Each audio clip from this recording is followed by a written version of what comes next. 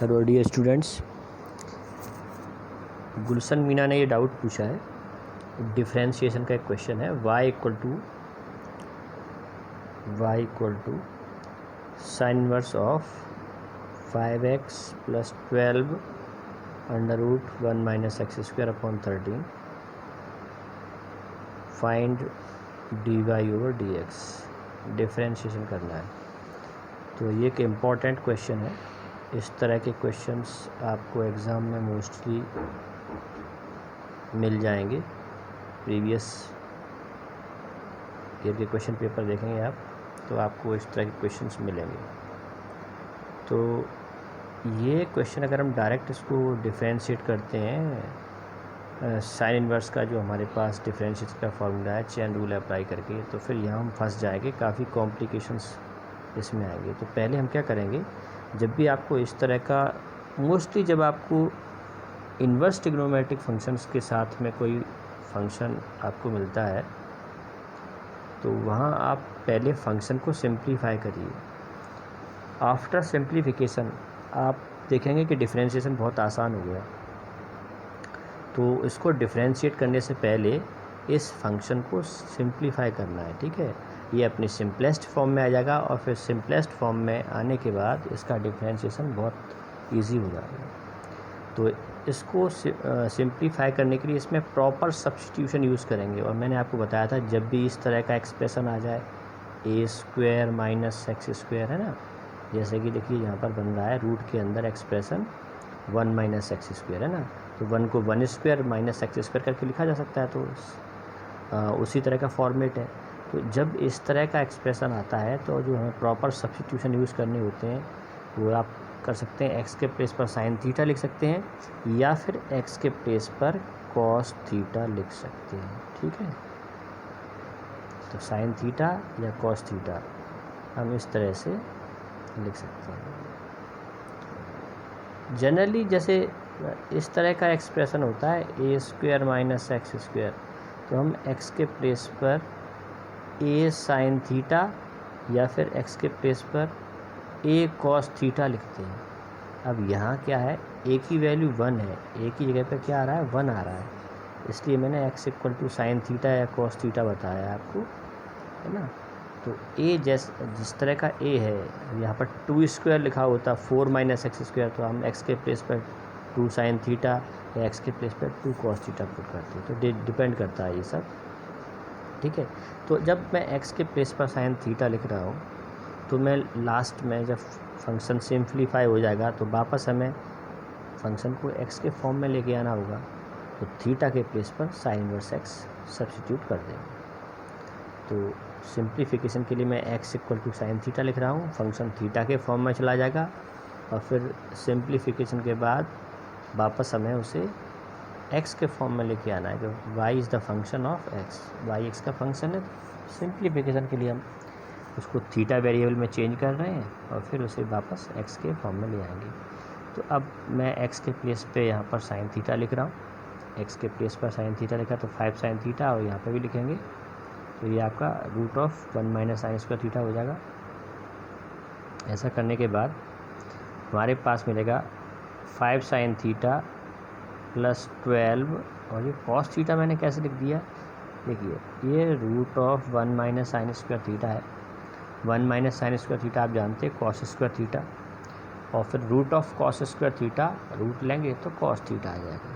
तो इस तरह से ये आपका बनेगा 5 sine theta plus 12 cos theta upon 13, ठीक है, इतना हो गया। अब इसके बाद क्या करना है, मैं यहाँ पर सिंप्लीफिकेशन के लिए ये जो डिनोमिनेटर है इसको 5 साइन थीटा और 12 कॉस थीटा इन दोनों के अपॉन में ले लूँगा और इस तरह से सेपरेशन करूँगा, ग्रुपिंग करूँगा कि मैंने साइन थीटा को अलग कर लिया और जो 5/13 आएगा उसे मैंने अलग यहाँ ब्रैकेट में लिख लिया है, ठीक है। इस तरह से सेपरेशन कर लिया है। ऐसे ही यहाँ पर एक 12/13 इधर मैंने लिख दिया और कॉस थीटा जो बचेगा वो मैंने इधर लिख दिया। तो इस तरह से टर्म्स को मैंने इस तरह से अरेंज किया है। वो मैंने जानबूझ के इसलिए किया है कि देखिए इस तरह के क्वेश्चन में आपको एक ख़ास चीज़ आपको देखने को मिलेगी। आप देखिए 5 12 13, ठीक है। ये 3 नंबर्स को ध्यान से देखें, 5 12 13, ये क्या है? 5 12 13 ये एक पाइथागोरियन ट्रिपलेट है ना। कुछ पाइथागोरियन ट्रिपलेट आप ओरली याद रखो, है ना। जैसे एक पाइथागोरियन ट्रिपलेट होता है 3 4 5, ये तो आपने देखा ही है ना। 6 8 10, ये भी पाइथागोरियन ट्रिपलेट से मतलब 3 नंबर्स इस तरह से होंगी कि उनमें बड़ी नंबर का स्क्वायर बाकी 2 छोटी नंबर्स के स्क्वायर्स के सम के इक्वल होगा। तो यहाँ ये देख सकते हैं आप, 5 का स्क्वायर और 12 का स्क्वायर करके ऐड करेंगे तो वो 13 के स्क्वायर यानी 169 के इक्वल आएगा। तो ये पाइथागोरियन ट्रिपलेट है, तो आपको ये चीज़ मिलेगी, ठीक है। ये आपको दिख गया और इस हिसाब से मैंने यहाँ पर इस तरह से अरेंजमेंट किया। अब मैं क्या करूँ, मेरे पास 2 चॉइस हैं। मैं 5/13 को cos थीटा सपोज कर सकता हूँ और 12/13 को sin थीटा, ठीक है।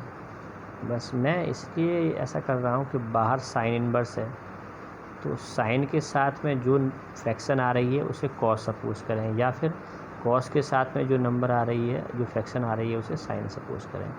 तो ब्रैकेट के अंदर sin a + b का फॉर्मूला बन जाएगा, ठीक है।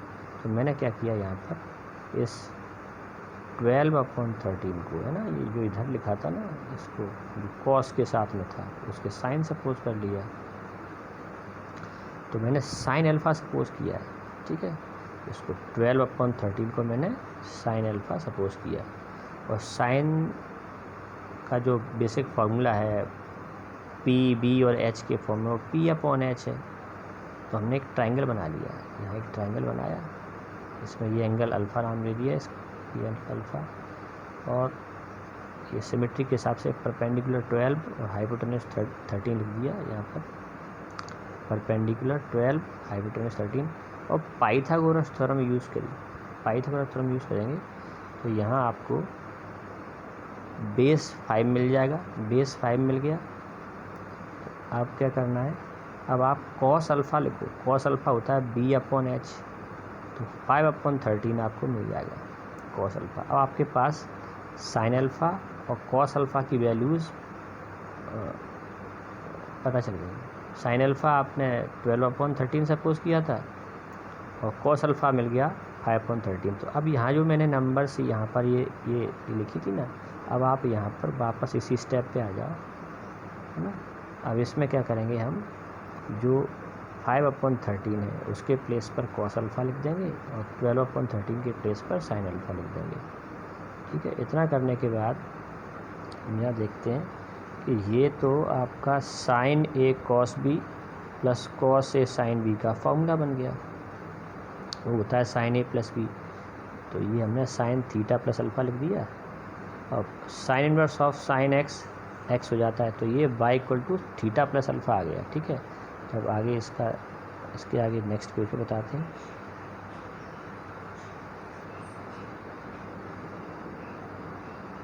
तो ये देखिए, ये मैंने sin A + B का formula sin A × cos B + cos A × sin B use किया है, तो हमारे पास y = थीटा + अल्फ़ा आ गया।